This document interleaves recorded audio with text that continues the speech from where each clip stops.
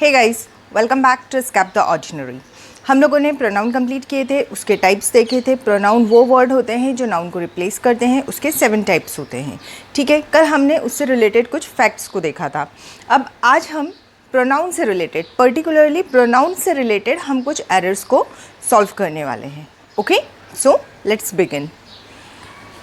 Here are some sentences. ये जो sentences हैं they are not perfectly correct. इनमें कहीं ना कहीं कुछ ना कुछ गलत है जो हमें करेक्ट करना होगा। ओके, सो देखते हैं क्या गलत है और क्या करेक्शन रिक्वायर्ड है। ठीक है, first sentence, there is the only one of his comments that deserve our attention. That deserve our attention. Now see this, that, these and those हमने पढ़े थे।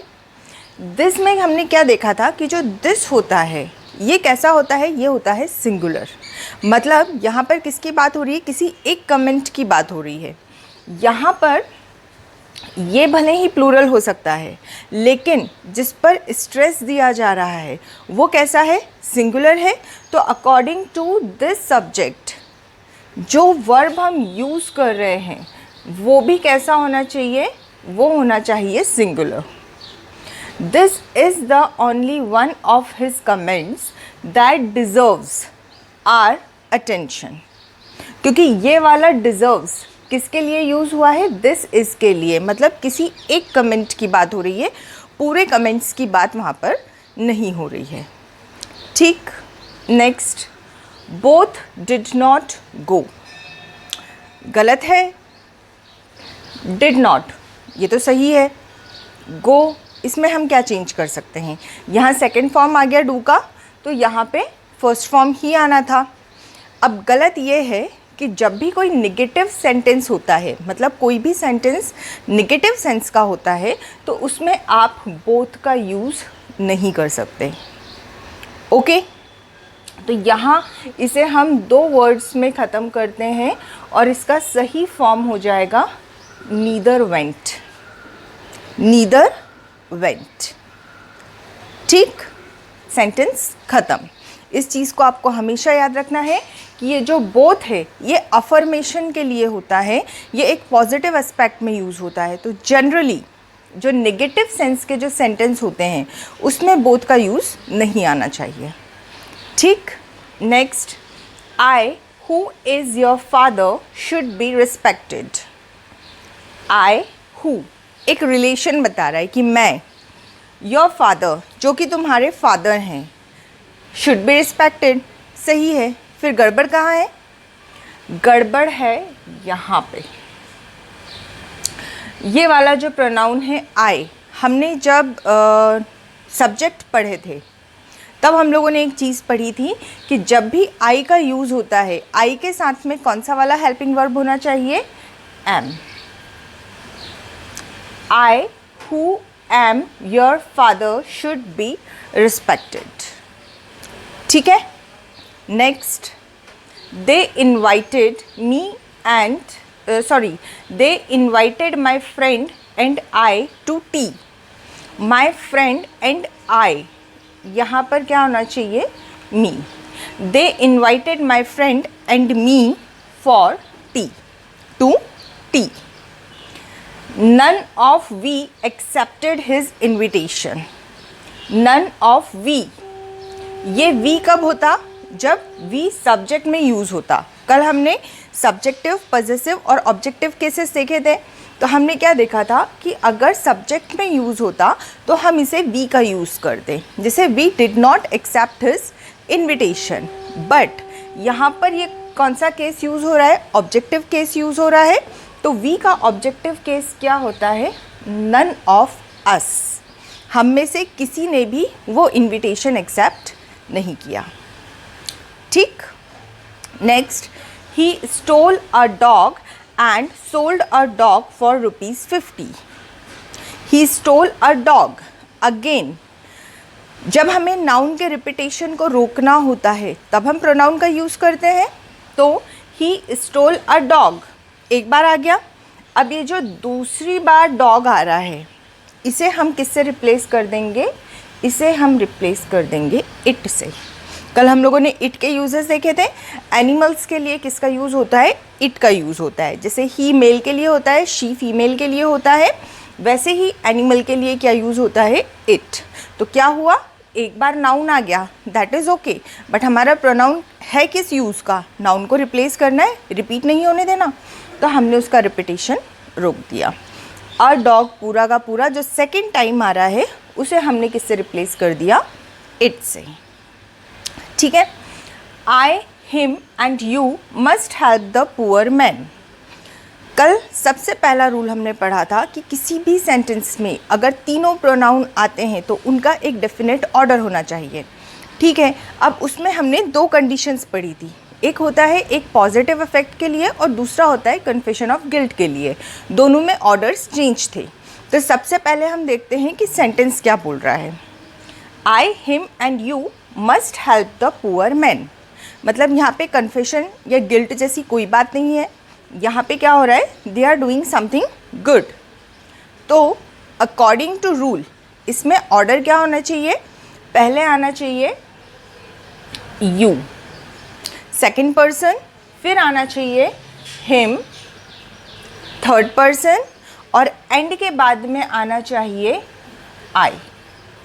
You, him and I must help the poor man. जब भी कोई काम करने के लिए तीनों प्रोनाउंस का यूज़ एक सेंटेंस में होता है तो उनका ऑर्डर कैसा होता है? You, him and I, second person, third person, उसके बाद आता है फर्स्ट पर्सन। ठीक। यहीं पे अगर कुछ गिल्ट होता, कुछ कन्फेशन होता, तो वो क्या हो जाता? I, you and him, first person, second person and third person. Okay. We went to the lake and enjoyed myself. हम लोगों ने रिफ्लेक्सिव प्रोनाउन पढ़े थे। अब रिफ्लेक्सिव प्रोनाउन में हमने क्या देखा था कि जो रिफ्लेक्सिव प्रोनाउन होते हैं ये क्या करते हैं? ये जो एक्शन हुआ है, ये एक्शन सब्जेक्ट कर रहा है, ये इस पर स्ट्रेस डालते हैं। ओके। तो यहाँ पे सब्जेक्ट क्या है? वी, और ये क्या है? My self. मैच नहीं हो रहा। वी क्या होता है? प्लूरल, माई सेल्फ मतलब मैं अकेला। तो अकॉर्डिंग टू दिस सब्जेक्ट मेरा रिफ्लेक्सिव प्रोनाउन क्या होना चाहिए? आवरसेल्व्स। क्या होना चाहिए? आवरसेल्व्स। तो करेक्ट क्या हो जाएगा? We went to the lake and enjoyed ourselves. Myself वहाँ से हट जाएगा। Okay. Next, is this book yours और mine? Is this book yours और माइन? ये सही है पर इसे लिखने का तरीका गलत है। ये जो एपोस्ट्रोफे एस का यूज़ होता है, ये एपोस्ट्रोफे एस का यूज़ होता है, ये किसके लिए होता है? ये नाउन्स के लिए होता है। लेकिन जब प्रोनाउन में पजेसिव बनते हैं, योर्स, आर्स, देयर्स, तो वो बिना एपोस्ट्रोफे के बन जाते हैं। क्या होगा ये? Directly YOURS। Is this book yours? बिना अपोस्ट्रोफे वाला योर्स आएगा। इज़ दिस बुक योर्स और माइन? ठीक। नेक्स्ट देखते हैं, Sangeeta and myself went to the new market. अब माई सेल्फ का यूज़ यहाँ पर गलत है। यहाँ पे सब्जेक्ट यूज़ होना चाहिए। संगीता एज सब्जेक्ट यूज़ हुआ है, तो मेरा भी as a subjective part use होना चाहिए। माई सेल्फ तो क्या हो गया? रिफ्लेक्सिव हो गया। ओके। तो यहाँ पे क्या होना चाहिए? Sangeeta and I. Sangeeta and I went to the new market. ठीक। Every of the boys has taken his share. Of the boys plural है, यहाँ पे singular है, मतलब यहाँ जो है ये गड़बड़ है। Every की जगह क्या आना चाहिए? यहाँ पर every की जगह पे आप यूज़ करेंगे each। एवरी की जगह क्या आ जाएगा? Each of the boys has taken his share. अब ये करेक्ट है। ठीक है। आज का लास्ट सेंटेंस देखते हैं हम। My father does not like me going to the movies every day. क्या गड़बड़ है इसमें? My father does not like me going to the movies every day. अब देखिए, जब हम इसको पढ़ेंगे, अगर हम इसका एक जनरल मीनिंग निकालते हैं तो इसका जनरल मीनिंग क्या निकल रहा है कि मेरे फादर को मेरा रोज़ रोज़ मूवी जाना पसंद नहीं है, ठीक है। पर अगर हम इसे रीड करते हैं, माई फादर डज़ नॉट लाइक मी, ये क्या हो गया, यहाँ पर ऑब्जेक्ट ये बन गया, तो स्ट्रेस किस पे जा रहा है, मी पे जा रहा है। और मतलब क्या निकल रहा है कि मेरे फादर को मैं पसंद नहीं हूँ, जबकि ऐसा नहीं है। फादर को क्या पसंद नहीं है, रोज़ रोज़ मूवी जाना पसंद नहीं है। और किसका, मेरा।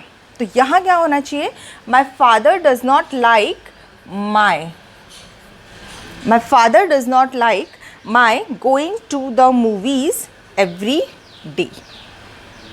ठीक है, ये थे कुछ बेसिक सॉल्यूशंस जहाँ प्रोनाउन के यूज़ में हमसे गलती हो जाती है और उसे इस तरह से हमें सॉल्व करना है। ये आपके सीबीएसई के एडिटिंग में भी आते हैं, उन क्वेश्चंस में भी हेल्पफुल हो सकते हैं और ये कॉमन एरर्स डिटेक्ट करने में भी हेल्पफुल होंगे।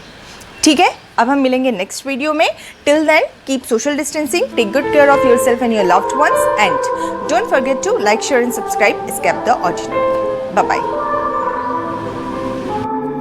Time is standing still as I let go of your cold hand.